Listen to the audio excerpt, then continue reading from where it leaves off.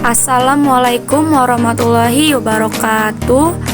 Perkenalkan, nama saya Nurwayuningsih dengan NPM 2011080132, kelas BKPIB semester 6. Baik, di sini saya akan memaparkan sebuah video praktik micro teaching dengan tema karir untuk memenuhi tugas mata kuliah praktik micro teaching dengan dosen pengampu Bunda Reska Primanisa MPD.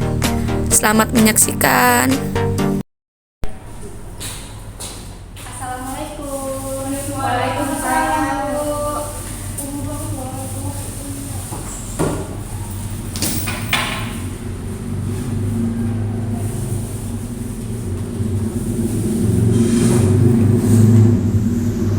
Assalamualaikum warahmatullahi wabarakatuh. Waalaikumsalam warahmatullahi wabarakatuh. Apa kabar? Alhamdulillah ya Ibu. Alhamdulillah. Baik. Di pertemuan kita pada pagi hari ini, kita berdoa terlebih dahulu ya. Berdoa mulai.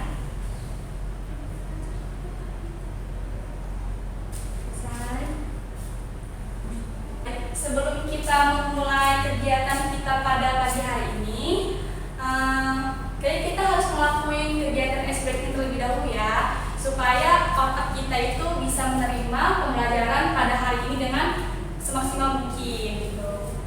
Oke? Ya. Boleh, nggak usah berdiri sih. Berdiri aja nggak apa-apa, berdiri. Oke. Ice breakingnya itu nanti kayak gini ya. Kalau misalnya saya bilang pagi, kalian tepuk tangan 1 kali. Saya bilang siang, kalian tepuk tangan 2 kali. Saya bilang ini sore, kalian tepuk tangan 3 kali. Dan kalau saya bilang malam, kalian tepuk tangan. Paham ya? Bisa dimulai? Oke, fokus ya. Malam. Siang. Pagi. Siang. Sore. Malam. Pagi. Udah kayaknya cukup ya untuk ice breaking kita. Kayaknya udah pada fokus nih untuk memulai pelajaran kita hari ini ya. Ya, Bu. Baik, hari ini kita akan belajar tentang karir. Baik, sebelumnya Ibu ingin bertanya sama kalian, apa sih karir itu? Ada yang bisa jawab? Saya, Bu. Iya, boleh. Jadi sepengetahuan saya kalau karir itu tentang perkembangan atau kemajuan dalam pekerjaan seseorang, Bu. Boleh, yang lain? Semangat? Oke, Ibu akan mengeser PPT tentang karir ke kalian, tapi di grup ya, soalnya proyektornya lagi nggak bisa gitu ya. Ya, Bu. Oke, bisa dilihat di grup ya. Baik, di sini Ibu akan menjelaskan tentang karir.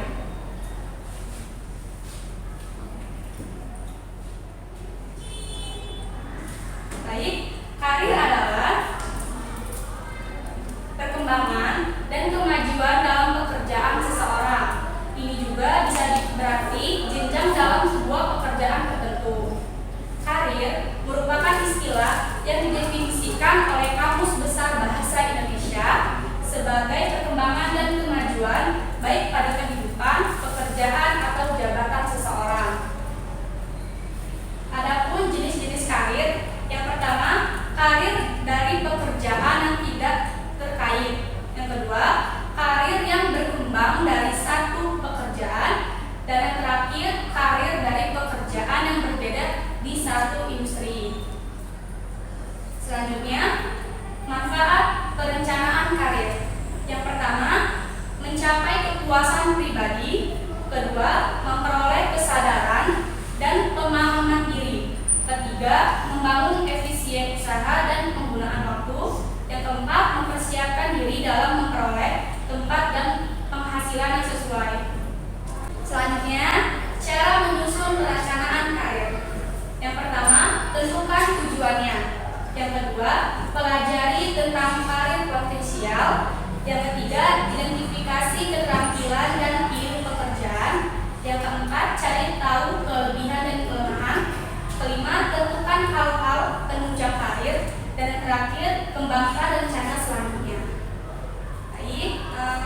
Sudah paham yang Ibu bacakan tadi?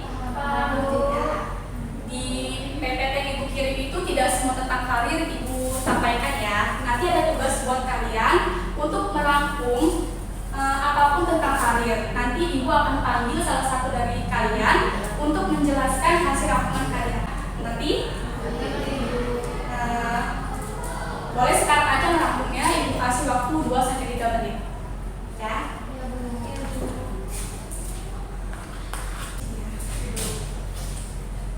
Baik, kira-kira siapa nih yang mau mengajukan diri dulu sebelum Ibu tunjuk untuk membacakan rangkumannya atau mempresentasikan hasil rangkumannya? Ya, dipersilakan. Ya, silakan Desta. Maju ya.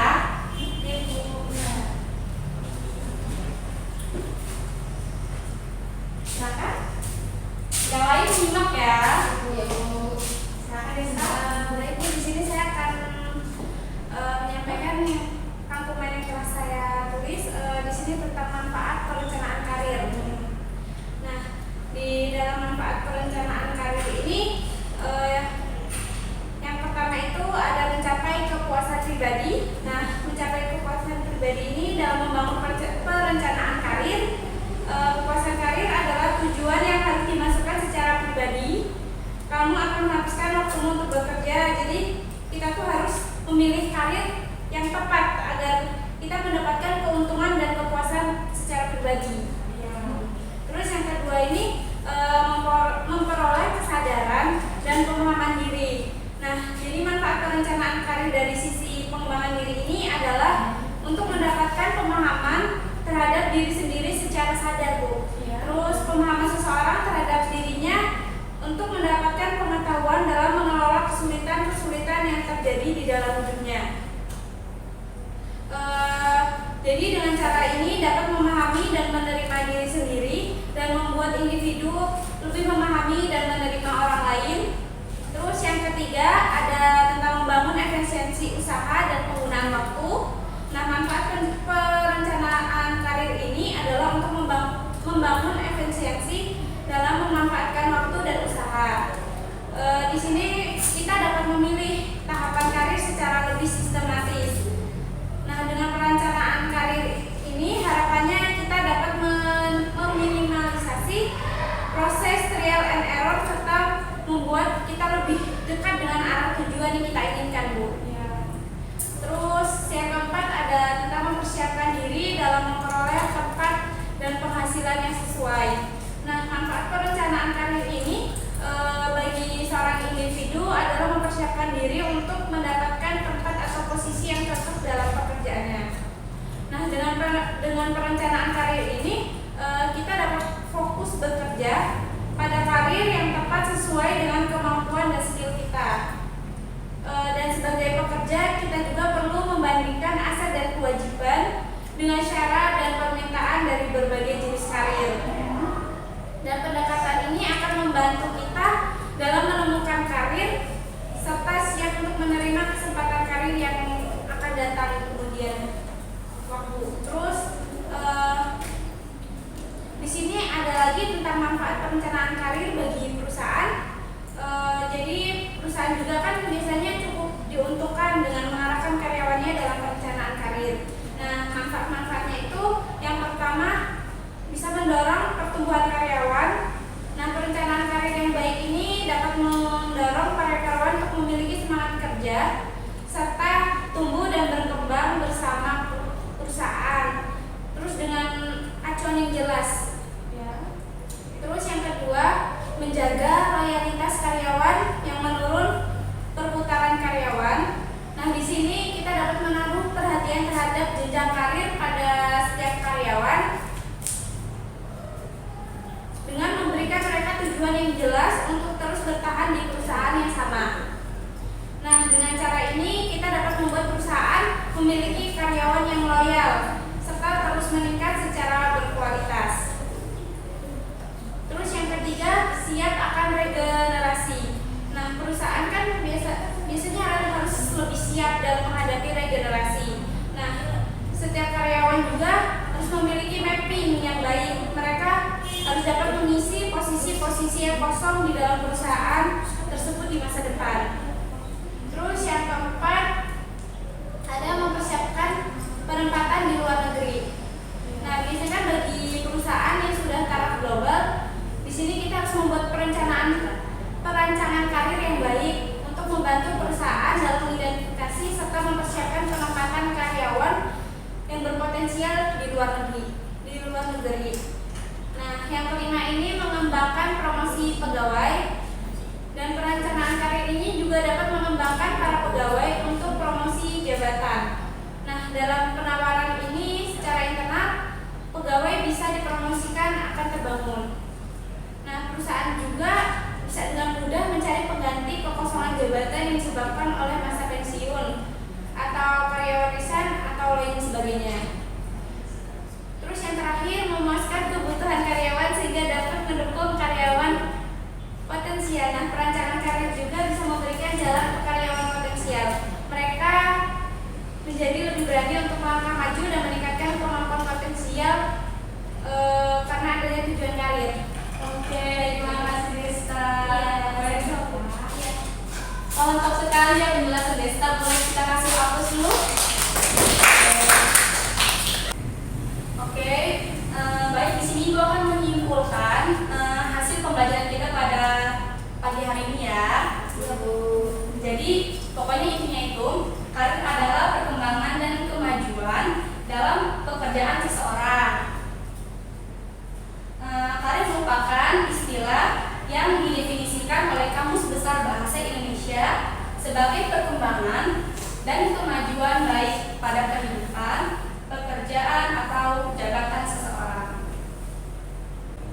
Baik, mungkin ini saja pembelajaran kita pada pagi hari ini. Semoga pembelajaran pada pagi hari ini dapat diterima dengan baik dan bermanfaat buat kita semua ya. Marilah kita bersama-sama mengucapkan nafas hamdalah. Terima kasih. Saya akhiri. Wassalamualaikum warahmatullahi wabarakatuh. Waalaikumsalam warahmatullahi wabarakatuh. Kalian ada mata pelajaran lagi? Ada Bu. Ya, tetap semangat ya. Siap-siap Bu. Ya, ikut ya. Baik, mungkin ini saja yang dapat saya sampaikan. Kurang lebihnya saya mohon maaf. Saya akhiri. Wassalamualaikum warahmatullahi wabarakatuh.